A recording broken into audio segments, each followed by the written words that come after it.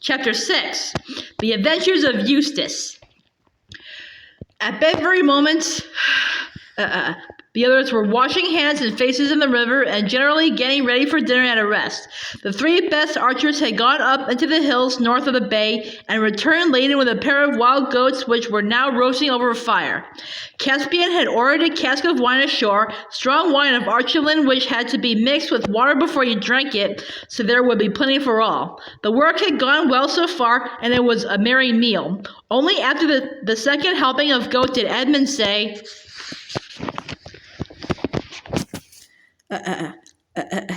"Where's that blighter Eustace?" Meanwhile, Eustace stared round the unknown valley. It was so narrow and deep, and the precipices which surrounded it so sheer, that it was like a huge pit or trench. The floor was grassy though strewn with rocks, and here and there Eustace saw black burnt patches like those you see on the sides of a railway embankment in a dry summer. About 15 yards away from him was a pool of clear, smooth water. There was, at first, nothing else at all in the valley, not an animal, not a bird, not an insect. The sun beat down, and grim peaks and horns of mountains peered over the valley's edge. Eustace realized, of course, that in the fog he had come down the wrong side of the ridge, so he turned at once to see about getting back. But as soon as he had looked, he shuddered. Apparently, he had by amazing luck found the only possible way down, a long green spit of land, horribly steep and narrow, with precipices on either side. There was no other possible way of getting back. But could he do it? Now that he saw what it was really like, his head swam at the very thought of it. He turned round again, thinking that at any rate he'd better have a good drink from the pool first. But as soon as he had turned, and before he had taken a step forward into the valley,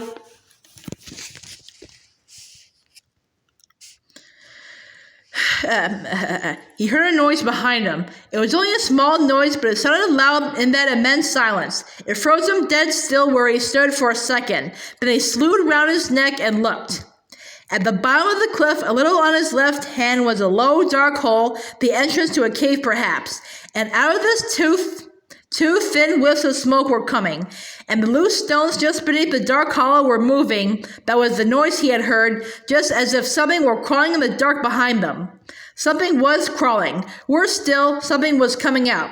Edmund or Lucy or you would have recognized it at once, but Eustace had read none of the right books. The thing that came out of the cave was something he had never even imagined.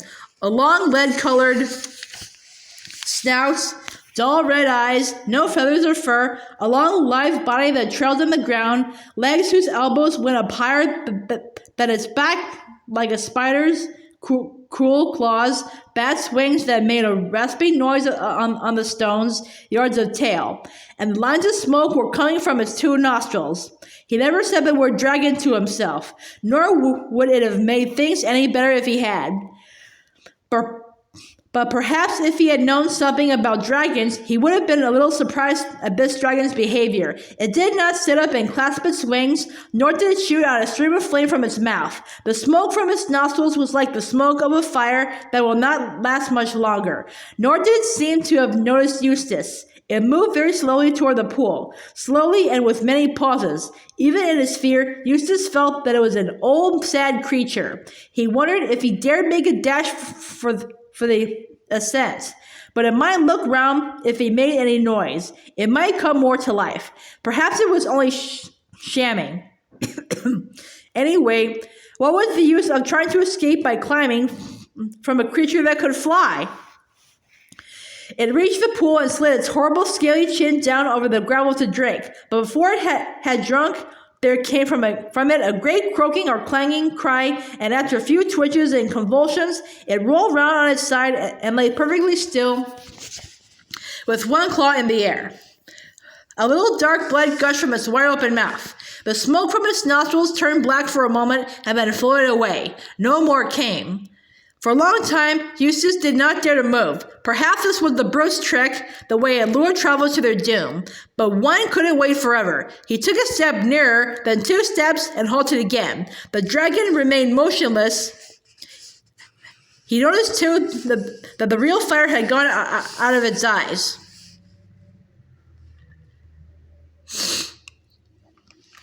At last, he came up to it. He was quite sure now that it was dead. With a shudder, he touched it. Nothing happened. The relief was so great that Eustace almost laughed out loud. He began to feel as if he had fought and killed the dragon instead of merely seeing it die. He stepped over it and went to the pool for his drink, for the heat was getting unbearable. He was not surprised when he heard a peal of thunder. Almost immediately afterward, the sun disappeared, and before he had finished his drink, big drops of rain were falling. The climate of this island was a very unpleasant one. In less than a minute, Eustace was wet to the skin and half blinded with such rain as one never sees in Europe. There was no use trying to climb out of the valley as long as this lasted. He bolted for the only shelter in sight, the dragon's cave. There he lay down and tried to get his breath. Most of us know what we should expect to find in a dragon's lair, but, as I said before, Eustace had read only the wrong books. They had a lot to say about exports and imports and governments and drains, but they were weak on dragons. That is why he was so puzzled at the surface on which he was lying. Parts of it were too prickly to be stones and too hard to be thorns, and there seemed to be a great many round, flat things, and all clanked when he moved. There was light enough at the cave's mouth to examine it by, and of course Eustace found it to be what any of you could have told him in advance: treasure. They were crowns. Those were the prickly things: coins, rings, bracelets, ingots, cups, plates, and gems. Eustace, unlike most boys, had never thought much of treasure, but he saw at once the use it would be in this new world which he had so foolishly stumbled into through the picture in Lucy's bedroom at home. They don't have any tax here, he said, and you don't have to give treasure to the government. With some of this stuff, I could have quite a decent time here, perhaps in Kellerman. It sounds the least foreign of these countries. I wonder how much I can carry. That bracelet now, those things in it are probably diamonds. I'll slip that on my own wrist. Too big, but not if I push it right up here above my elbow. Then fill my pockets with diamonds. That's easier than gold. I wonder when this infernal rain's going to let up. He got into a less uncomfortable part of the pile where it was mostly coins and settled down to wait. But a bad fright when once it is over, and especially a bad fright following a mountain walk, leaves you very tired. Eustace fell asleep. By the time he was sound asleep and snoring, the others had finished dinner and become seriously alarmed about him. They shouted, "Eustace! Eustace! Cooey!" So they were hoarse and Caspian blew his horn. He snored near or he'd have heard that, said Lucy with a white face. Confound the fellow, said Edmund. What on earth did he want to slink away like this for? But we must do something, said Lucy. He may have got lost, or fallen into a hole, or been captured by savages, or killed by wild beasts, said Drinian. And a good riddance if he has, I say, muttered Rince. Master Rince, said Ribbit-Cheat, you never spoke a word that became you less. The creature is no friend of mine, but he is of the Queen's blood, and while he is one of our fellowship, it concerns our honor to find him and avenge him if he is dead. Of course we gotta find him if we can, said Caspian wearily. That's the nuisance of it. It means a search party and endless trouble. Bother Eustace.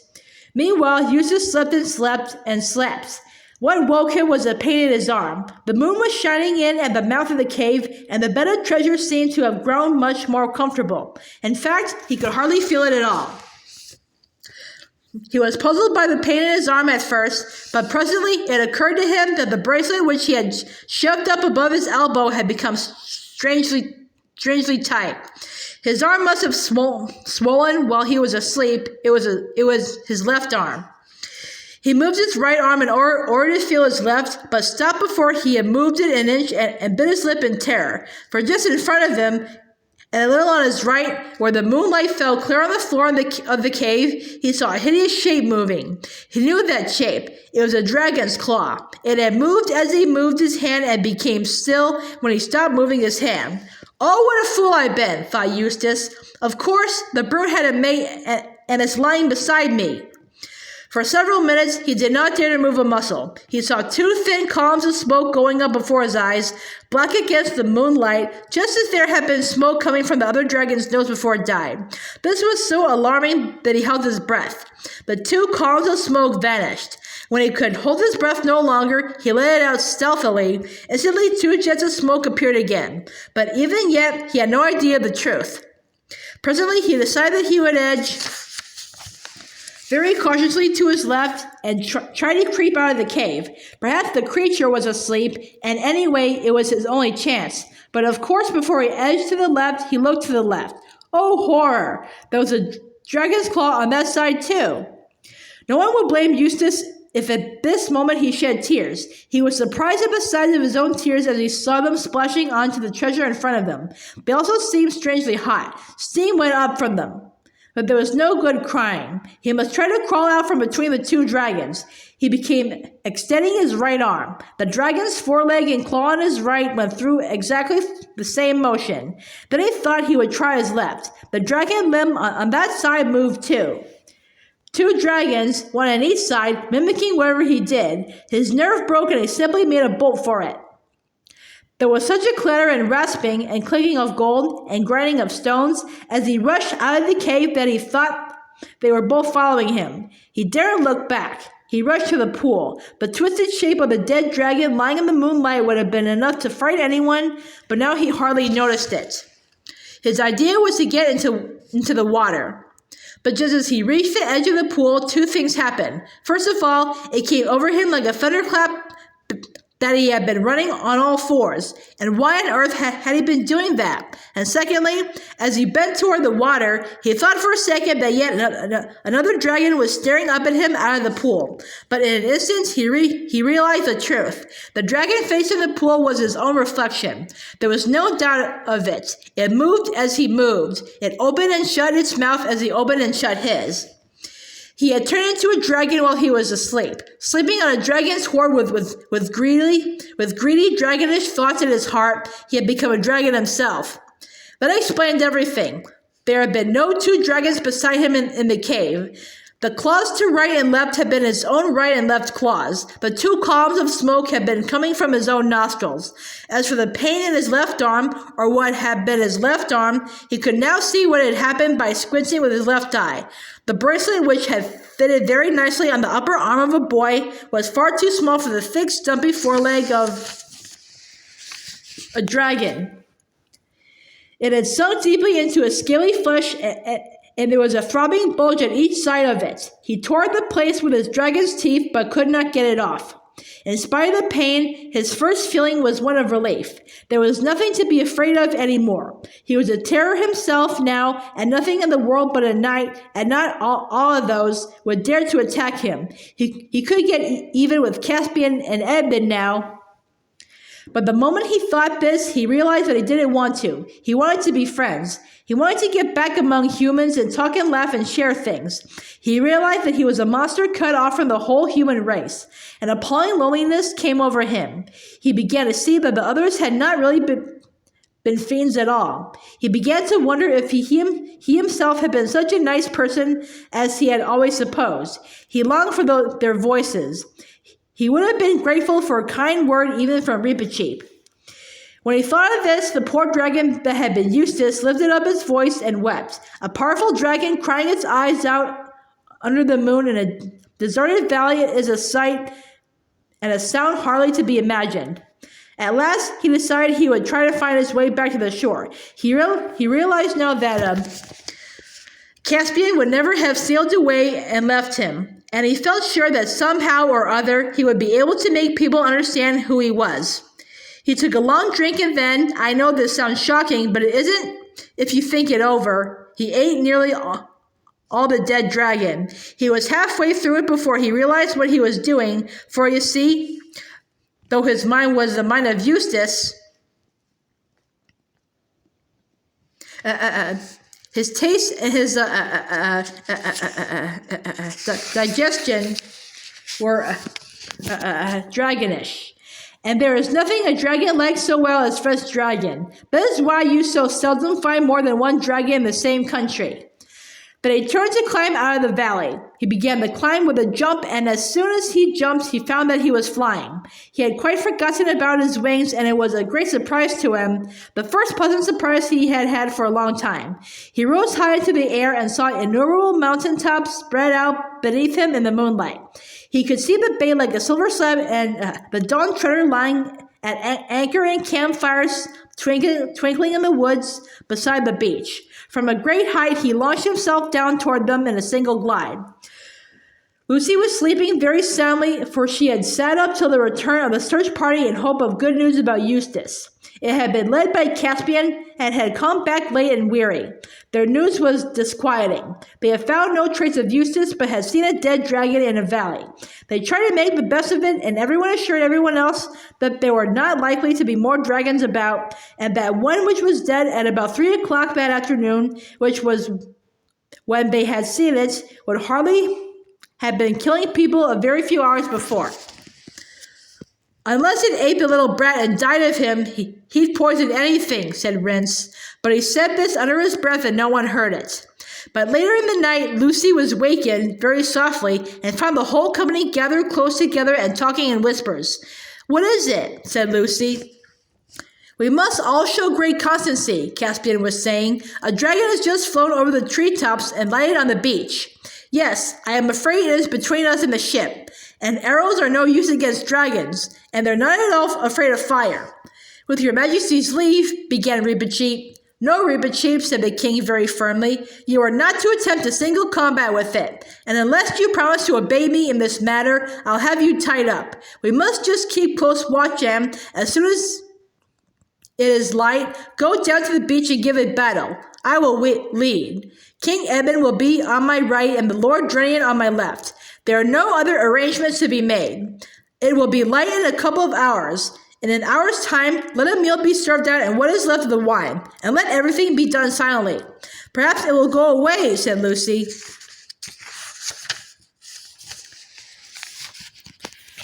"It'll be worse if it does," said Edmund, because then we shan't know where it is. If there's a wasp in the room, I like to be able to see it." The rest of the night was dreadful, and when the meal came, though they knew they ought to eat, many found that they had very poor appetites. And endless hours seemed to pass before the darkness thinned, and birds began chirping here and there, and the world got colder and wetter than it had been all night, and Caspian said, "Now for it, friends."